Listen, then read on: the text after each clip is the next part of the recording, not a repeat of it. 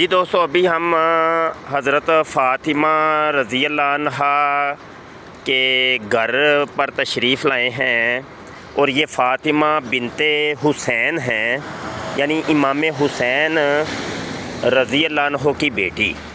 तो ये अहले बैत का घर पाक है। यहाँ पर उन्होंने कुआं भी खुदवाया था और उस कुएं से अहले मदीना एक अरसे तक पानी पीते रहे। तो ये घर जो है अभी भी अपनी असली हालत पे खड़ा है। आप इसकी ज़ियारत कीजिए।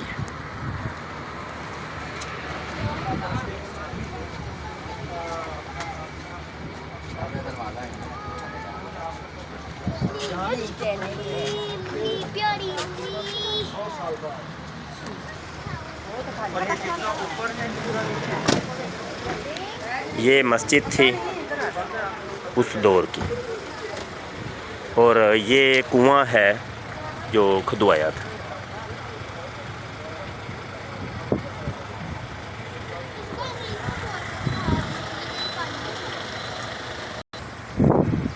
ये कुआं का ये एरिया है और वो घर का एरिया है।